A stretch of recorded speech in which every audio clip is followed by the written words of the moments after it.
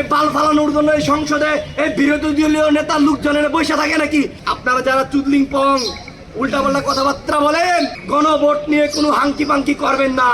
প্রত্যেকটারে ধরে ধরে শাহবাগের মুড়ে ঝুলায় ঝুলায় পিটাবো বলে দিলাম। আজরাইলের মতো টাইলে চিত্রে একদম আবার একদম সংসদ ভবন থেকে একদম আবার সেই মাঠে নিয়ে আসবো বলে দিলাম। তো মানে সংসদে যারা আছেন আপনারা কিন্তু আপনাদের সংসদ সদস্য পদটাও থাকবে না। আপনারা যারা চুদলিং পং উল্টাপাল্টা কথাবার্তা বলেন, এই প্রত্যেকটারে বলে দিয়েছি, গণভোটের বিপক্ষে যারা অবস্থান নেবেন প্রত্যেকটারে ধরে ধরে শাহবাগের মুড়ে ঝুলায় ঝুলায় পিটাবো বলে দিলাম। শহীদ পরিবার এবং আহত জুলাই যুদ্ধদের নিয়ে এই গণভোট নিয়ে কোনো হাঙ্কি ভাঙ্কি চলবে না। এই হাঙ্কি ভাঙ্কির জন্য এতগুলো লোক রক্ত দেয় নাই, এই হাঙ্কি ভাঙ্কির জন্য এতগুলো ভাইয়ের আমার চোখ হারায় নাই, হাত হারায় নাই, পা হারায় নাই। গণভোট নিয়ে কথা বলে হিসাব করে কথা বলবেন। এখন তো সংসদে বসে কথা বলতে পারেন, গণভোটকে যদি অস্বীকার করেন সংসদে ঢুকতে দিব না বলে দিলাম। একদম সংসদে ঢুকতে দিব না। আমরা এটাও বলতে চাই, আপনারা তো জুলাই গণ অভ্যুত্থানের পরে সংসদে গিয়ে বিভিন্ন রকম কথা বলেন। গ্রামের বাসায় একটা ভাই কথা আছে, কথাটা একটু বলি। এক ভাই বলতেছিল, ভাই আমার বড় ভাই তো মারা গেছে, কেন এখন তো আমি ভয় পাচ্ছি। কেন ভয় পাচ্ছ? ভাই আমার বড় ভাই যে মারা গেছে আমি সেই জন্য ভয় পাচ্ছি না, আমি ভয় পাচ্ছি সেই জন্য যে আমার বাড়ি আর যাই চিনে গেছে। মানে এটা হলো এটাই, জুলাই গণ অভ্যুত্থানে জেনজি সহ বাংলাদেশের সবাই কিন্তু গণভবন চিনে ফেলেছে। এবার যদি নিমখারামি করেন আজরাইলের মতো টাইলে চিত্রে একদম আবার একদম সংসদ ভবন থেকে একদম আবার সেই মাঠে নিয়ে আসবো বলে দিলাম। কাজেই গণভবনে আমাদেরকে ঢুকতে বাধ্য করেন না। গণভোট নিয়ে কোনো হাঙ্কি পাঙ্কি করবেন না।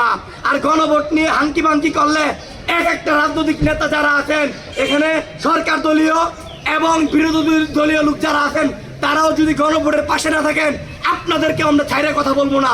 এই বাল ফালানোর জন্য এই সংসদে এই বিরোধী দলীয় নেতা লোকজনের বসে থাকে নাকি? ওদের মুখে কোনো আওয়াজ নাই, কোনো কথা নাই, বসে বসে পান চাপা নির্লজ্জ বেহায়ের মতো। এরে ভাই, আপনাদেরকে বাংলাদেশের মানুষ ভোট দিয়েছে। কেন ভোট দিয়েছে? জনগণের চাওয়া আশা আকাঙ্ক্ষা পূরণ করার জন্য। আপনারা জনগণের ম্যান্ডেট নিয়ে এখানে বসেছেন, জনগণের পক্ষ নিয়ে কথা বলবেন।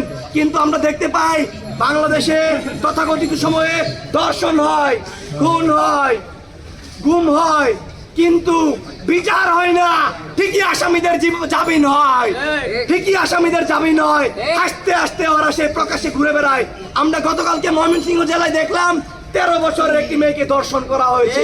সেই মেয়ে ভয়ে লজ্জায় সুইসাইড করেছে।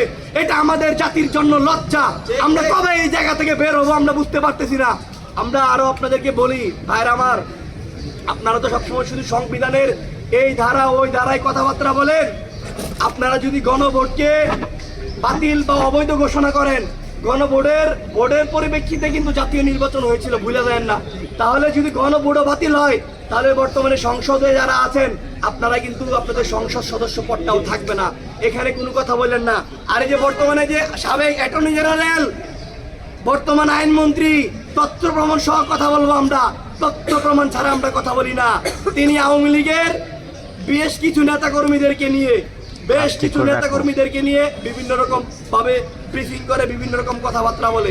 আপনারা যদি বলেন আপনারা কিভাবে জানেন? আমাদের কাছে স্পষ্ট ছবি আছে, আমাদের কাছে স্পষ্ট প্রমাণ আছে। আমি একদম নাম ধরে ধরে বলবো, নাম ধরে ধরে আমি আপনাদের সামনে উপস্থাপন করবো।